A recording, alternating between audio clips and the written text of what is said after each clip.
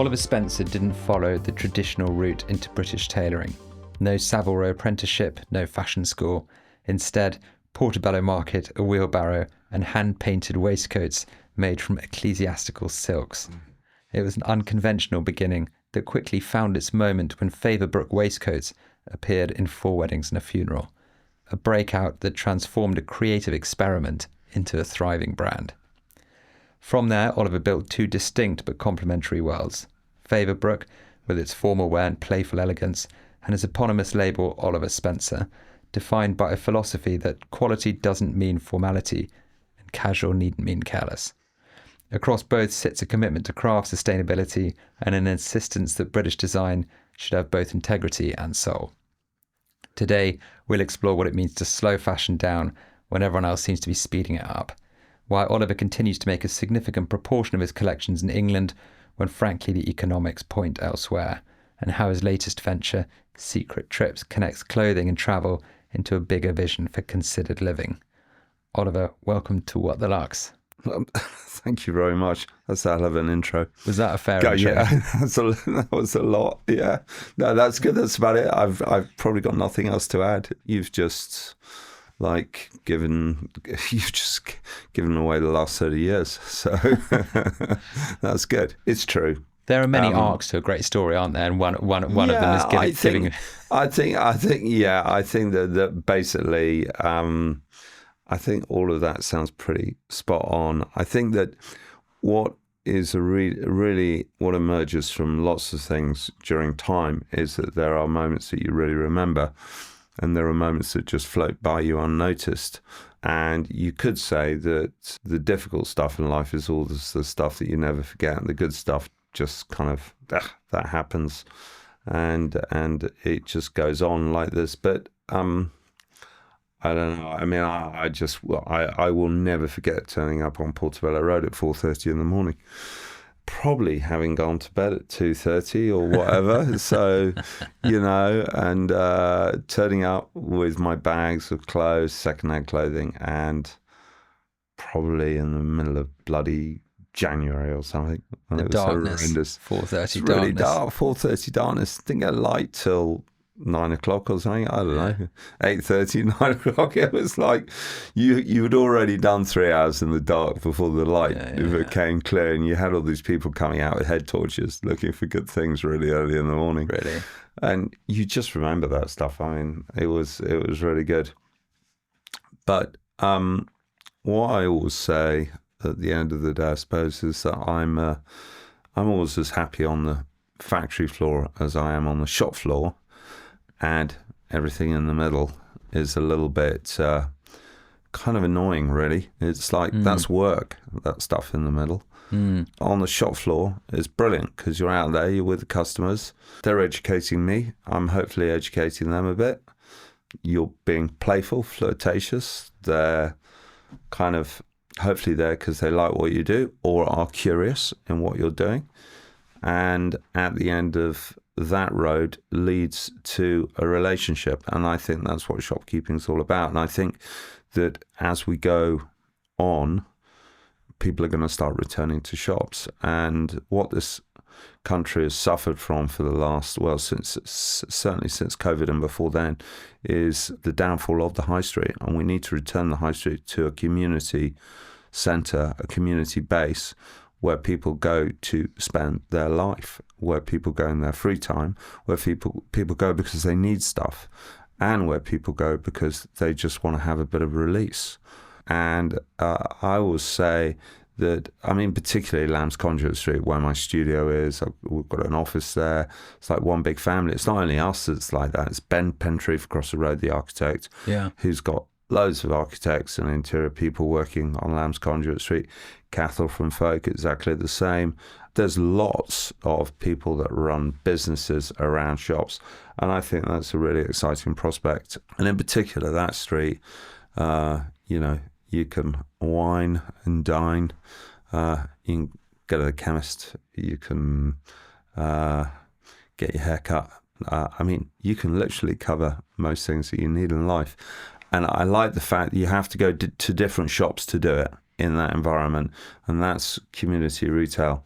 And then the other end of things is on the shop, is on the factory floor, because the factory floor is where it's really all happens, where it's all really all made. So you sit there, you're either draping stuff on a mannequin, or you're sketching stuff up, or if I'm really lazy, I'm with lovely Charlotte, who runs our design studio, who's sat on her computer doing all those things she can do. And I sit with her and go, yeah, do that, or she's going, that's rubbish, and we'll do it this way.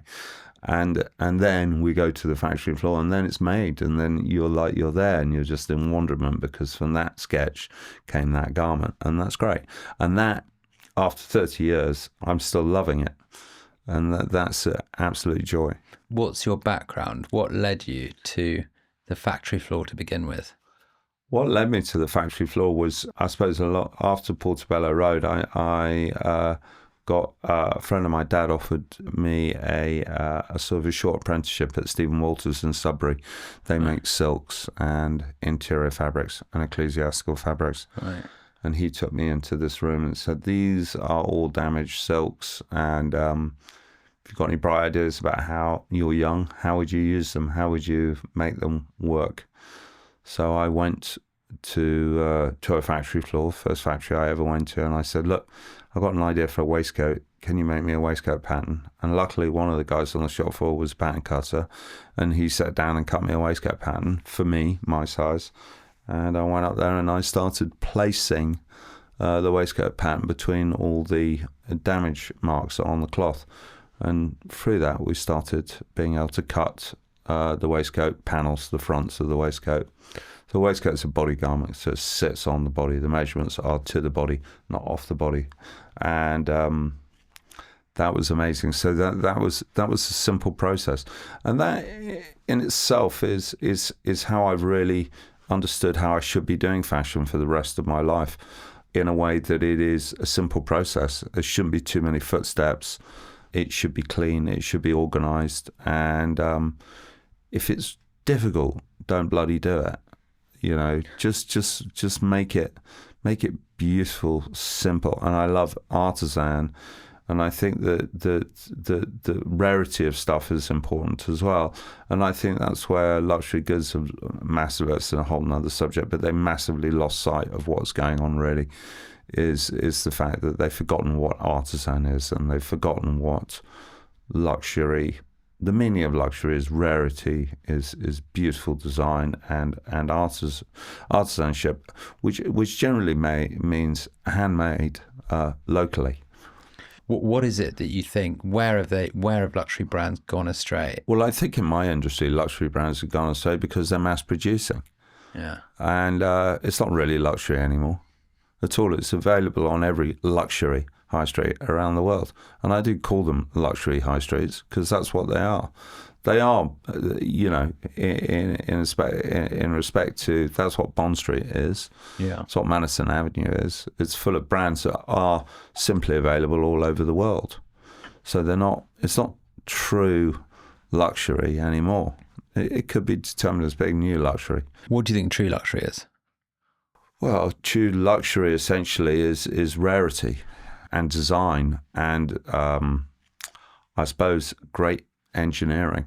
Probably, you know, if you go to a boat builder and you sit down and you design a boat and you have the boat made for you, that in itself is what I would determine as being true luxury. And that could be a 10-meter sailing boat, you know, yeah. that's made by craftsmen. That's true luxury. A Savile Row suit. Yeah, I mean, when you walk into let's say one of the great Savile Row, Anderson Shepherd, say, when you walk in there and order a suit, you know that it's going to be hand cut and handmade.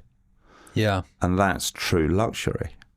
That is you with a bunch choosing what cloth you want, then choosing what design you want, and then they start to make it, and then halfway through the process they fit it on you. That to me is the penultimate in what we do. Same with women's couture. That's true luxury. yeah. It's a one-off in a lot of ways.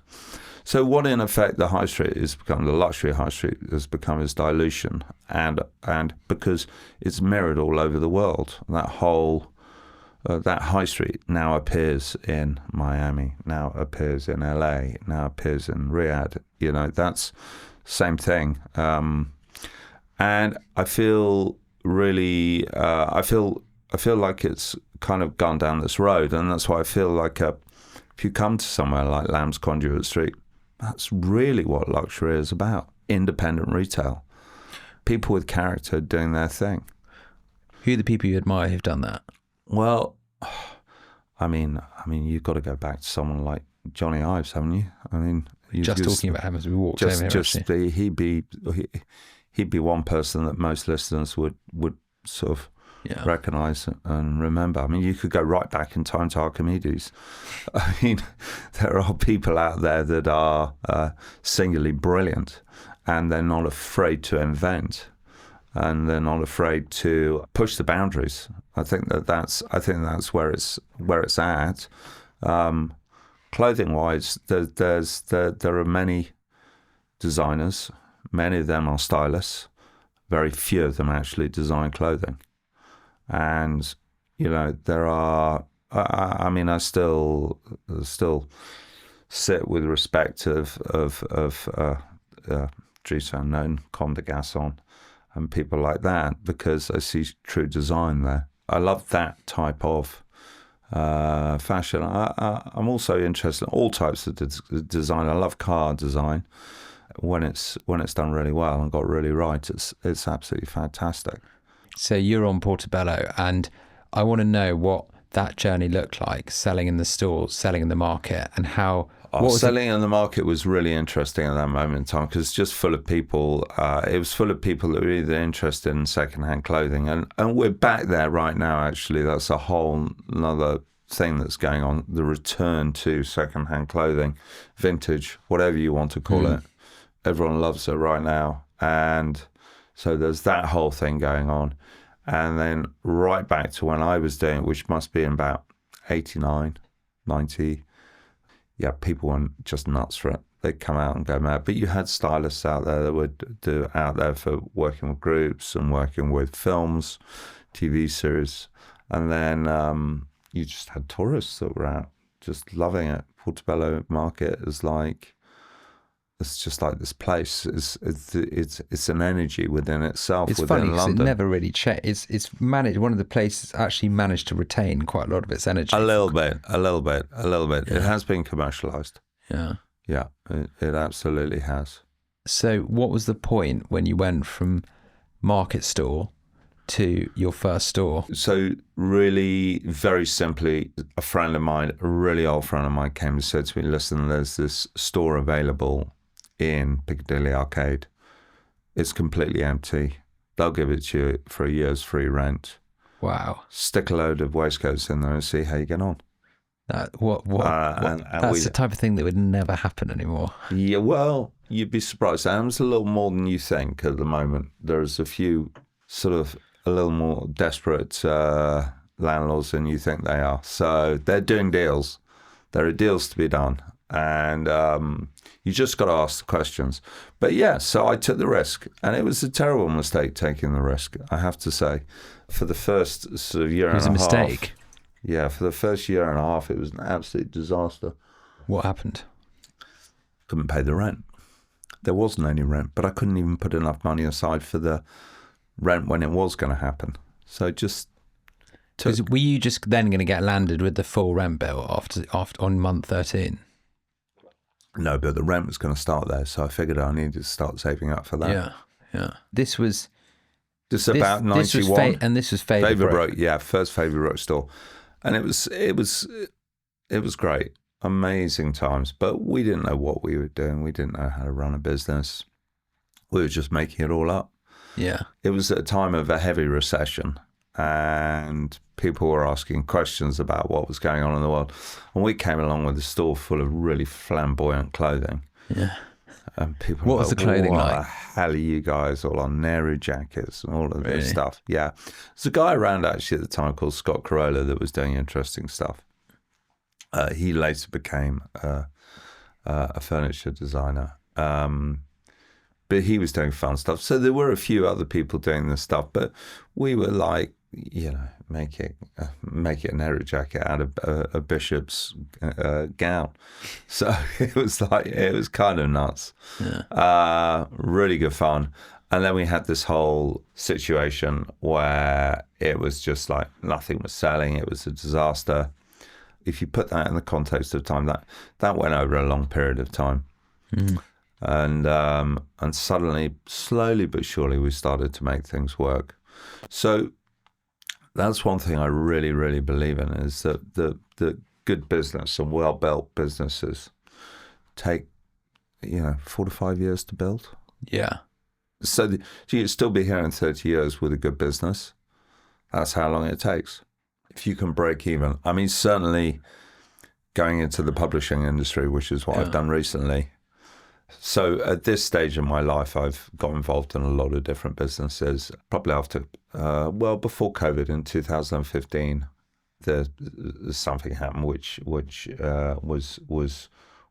a good thing. We did well in something and made some money, and with that money, I decided to go out and experiment and invest in other businesses and start some businesses as well. And that was some of it very sobering, and some of it was extremely giving and great fun. What was the biggest disaster?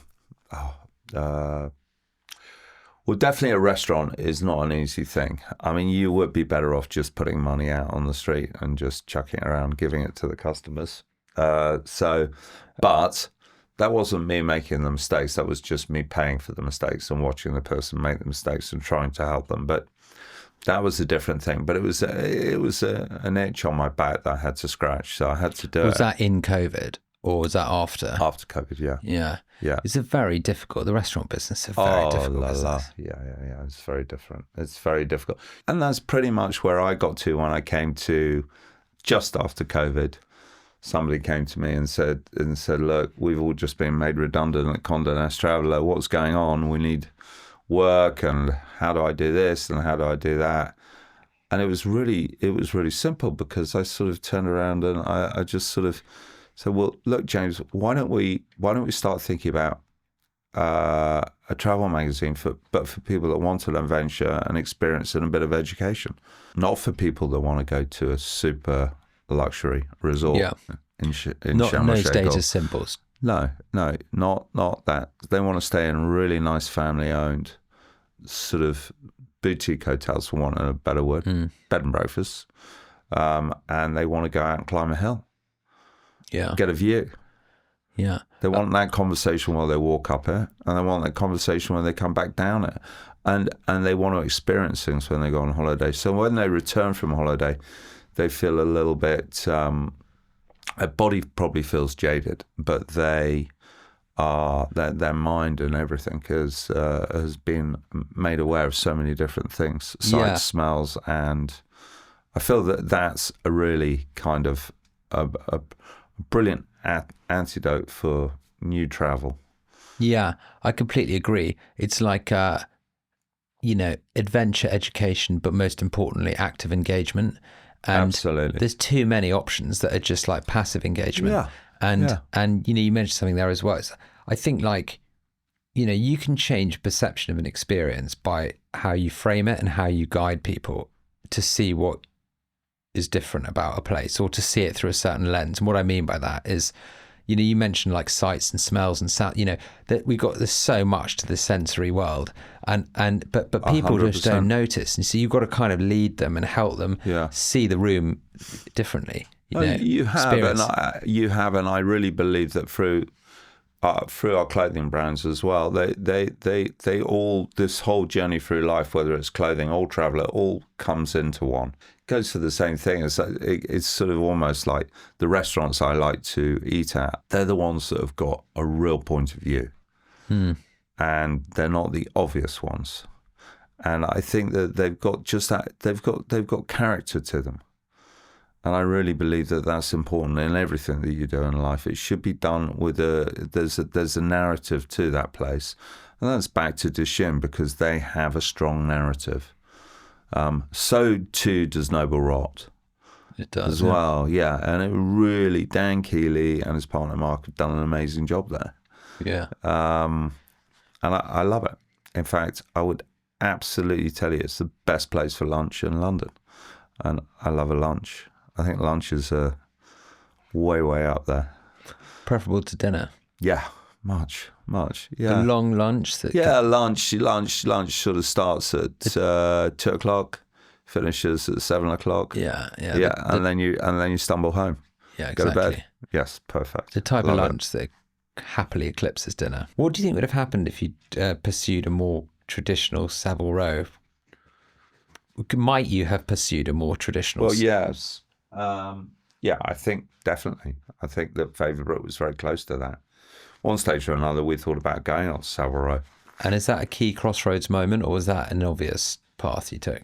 Oh, I mean, German Street and Savile Row are, nowhere else in the world has Savile Row and German Street.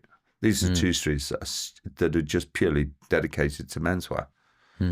How fantastic is that? No one else does that. That's great. Most streets in the world are normally all dominated by lots of lovely women's wear labels. What are your favorite cities to walk around shopping in? Oh, gosh. Okay. Well, I think Milan is pretty good. Yeah. And I love all the old men's tailor shops in Milan. I think they're just fantastic. The old school Italian kind of, where everything's kept under the glass. Yeah. It's very cool. So, yeah, it's an interesting question. That where do I like to go shopping? So this summer I was in New York, visiting some old places, looking at some new places. I still enjoy the buzz of walking around New York. I'm married to a New Yorker, and my kids were all born there. So that's... Did you lived in New York, did you? I didn't really live in New York, but I understand New York very well, and my wife still, she has a family home there, so we go there. Yeah. I like it a lot. It's a good place. I think Tokyo is... Oof. I mean, it's a lot, but it is magnificent in its so muchness that it's a complete fry when you go there. I mean, the standard of retail is incredible. Yeah. The standard of bars on secret trips, we just did our 6 favorite Tokyo whiskey bars. I need to have a look at that, actually. People love that. I'm going on Tuesday. Tokyo. Listen, I think that it's singularly the best place to bumble around on your own. Yeah. It's there's just so much going on there. Yeah. So you will enjoy. It is it's kind of a head fry the first time. I should obviously have a look on secret trips as well. Yeah, go and have a look. Look up Tokyo. See what we've got. We've got a lot on Tokyo actually. Really good. I mean, for me, clothing has always, Japanese clothing has always been, I've always admired it so much. Yoji and all of those. I mean, Beams, what a fantastic shop. Beams is, there are so many great stores over there. And then I always have to go into Comme des Garçons when I go to Tokyo because it's just Junior Watanabe. Yeah. All of these people, they're great. They're true masters of their craft. Yeah. And I admire them. Yeah, I admire them above as a collective of designers. I admire them a lot. I think. Do you guys all kind of, sort of know each other and get together or see each other? I don't know many of the Japanese. I know Daiki from Engineer Garments pretty well. Yeah, I've known him through the years, but I don't. I wish I knew. I never really. Ray Kubakari. Yeah. Yeah, I think that's her name. Yeah. She's married to an Englishman as well. I've never met her. I would love to meet her. I mean, she's sensational. I think that, yes, good design and really creative, imaginative shopkeeping. The VM in there, the shops over there, the way the shops are, is just outstanding. It just lifts you. You walk in there and go, holy smoke, this is how it's done. What is it that you think the special sort? Creativity. Yeah. Creativity mixed with the ability to really take risks. Yeah. and really do interesting things. Yeah, so it's architecturally very special, the retail in Japan, and that's it's not even starting on the food there, because the food's amazing there. It's a good place. I read some stat a while ago that sort of horrified me, and it was about how many clothes remain unworn in an American um, in an American. Oh, you're going down a deep rabbit hole here. Really? It's appalling what goes on. Our industry, oh, we need to take a really good look at ourselves. We really do. So I mean, that's another podcast, another day. I've got a lot of views on dumping of clothing. Yeah, It's horrendous. I mean it's really bad. It's really bad. I think we're the second biggest polluter in the world.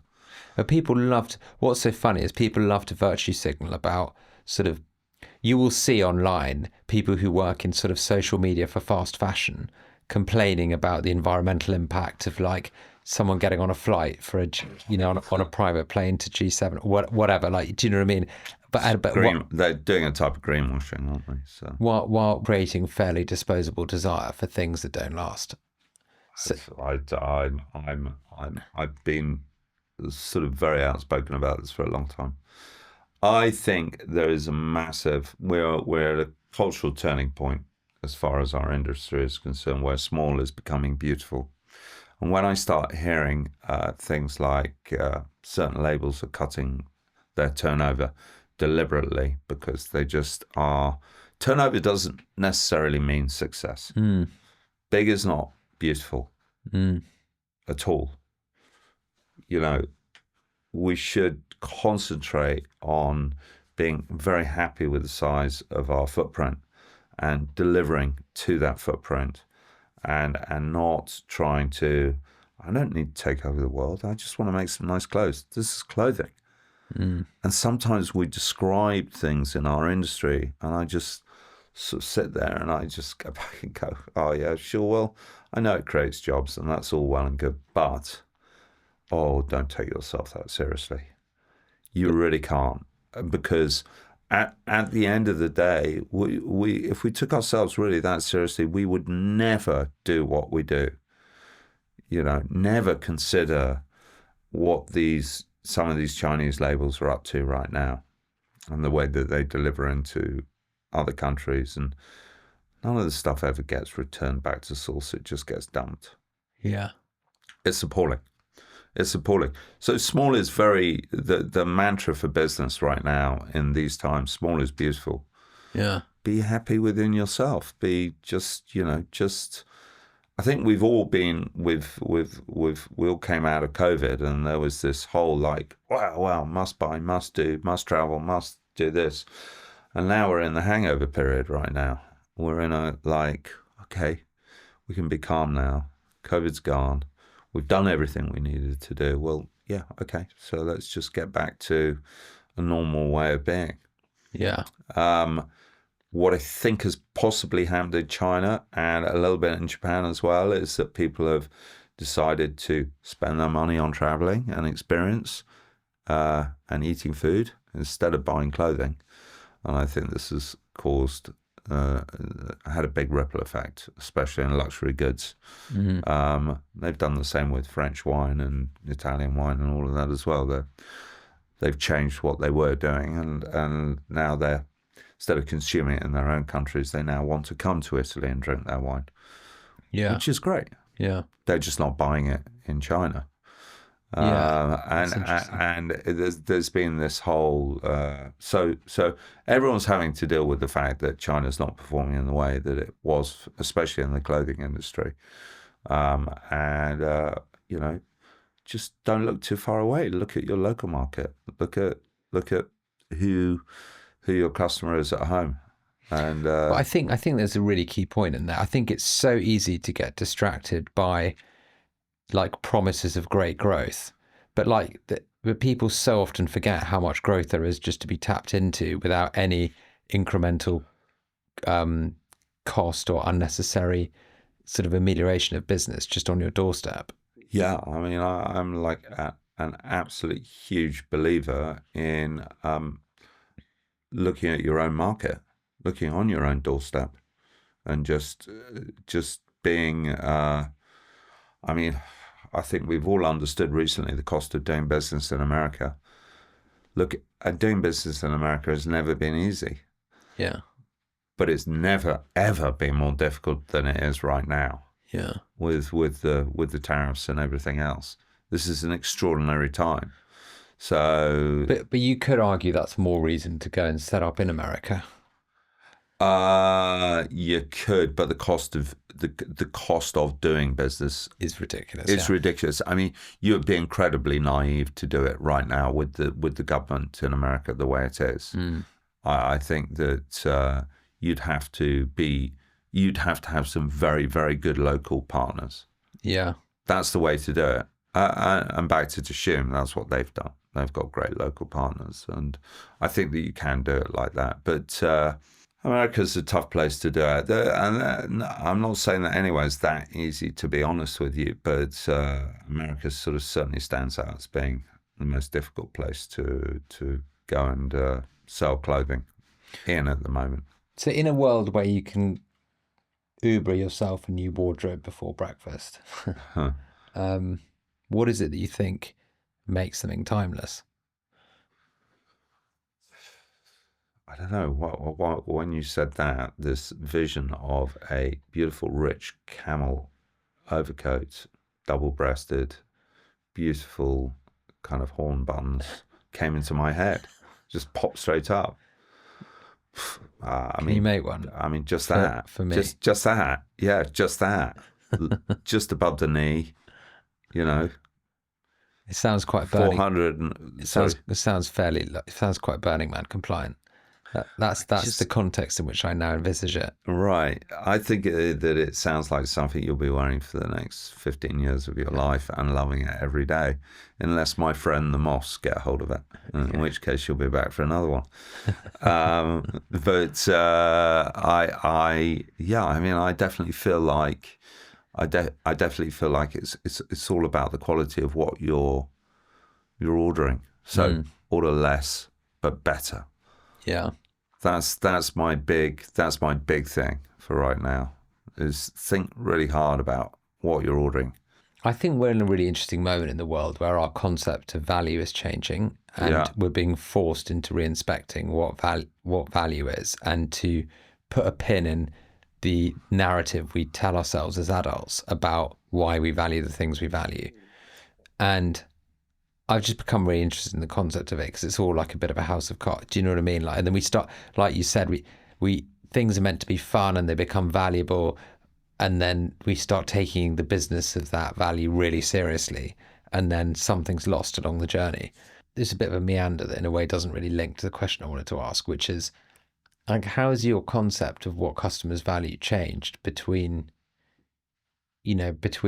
sort of working on Favourbrook, which is formal wear, and then working on Oliver Spencer, which in a way is sort of like... So those customers do link up actually occasionally, which is great. And I do find they're in both camps. And that does happen. They're very similar. They're a very similar customer. I mean, are they similar to run as businesses? Yeah, very similar to run as businesses. You can run them hand in hand. But what's great is that we're Favourbrook's got a 20-year-old and an 80-year-old customer, and everyone in between. And I love that. I think that is just like the best thing. I want everyone to come and shop there. People that just want something special. For a friend of mine came in on Saturday. They told me he just popped in and bought himself a corduroy suit, just because winter was coming. He wanted to really again, it was a French Navy corduroy suit. And I mean, that suit's going to last them a long, long time. And it's a serious investment. And it's a great thing to own. Yeah. You can wear the jacket separately to the trousers. It's a beautiful thing. Yeah. So I think that a lot of our customers are quite deeply creative people, but they might be creative in a way that it's mathematical. they're not necessarily all sitting there drawing, not at the RA the whole time. Weirdly, we had the RA on the podcast this morning. Oh, did you? Yeah. Okay, fantastic. It's the only day of my life I've done 2 podcasts in a day. Oh But, God! it Well, was with you were at no talking camp, so Exactly, so you can do it. Yeah, I do. I just respect the art of shopkeeping and retail hugely, and anyone that does it well is absolutely high on my. What's it going to take to bring the high street back? The return of the community to towns. I mean, the worst thing that's happened in this country are shopping centres.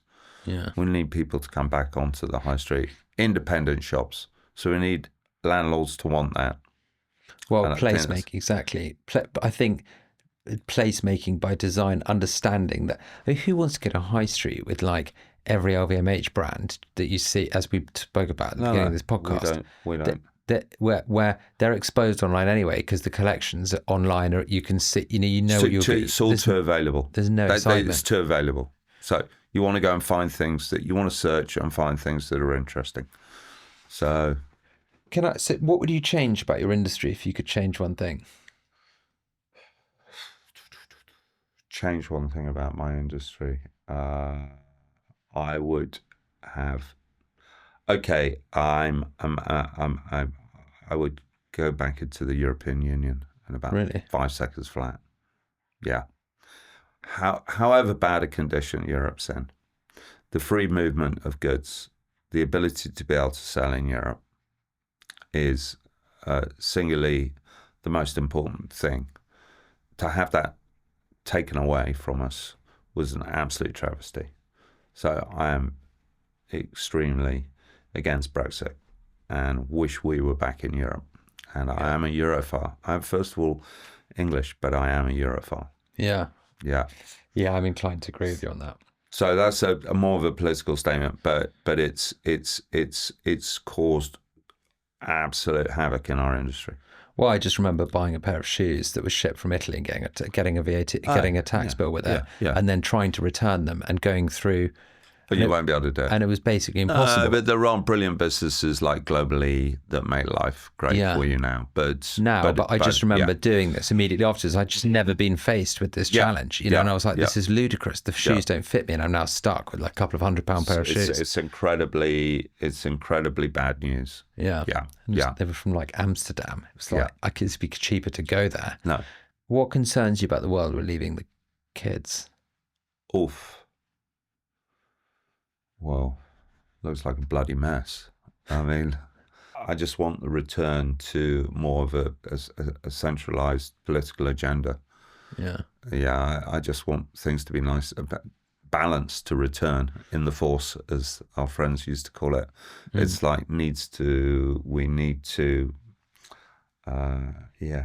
be respectful to our planet and look after things for the next generations. And there needs to be more attention paid to, I think, people building things long term. So don't build a business to sell it quickly. Build a business to give it to your kids. Yeah, I mean, the problem is we need to almost like culturally value different measures of success, but there's such a social thing, isn't it? It's actually. Well, yeah, you're putting it much better than I just. I wasn't ready for that question. What's if you had to give it all up tomorrow and do something else, what would you do? Probably be an architect, actually.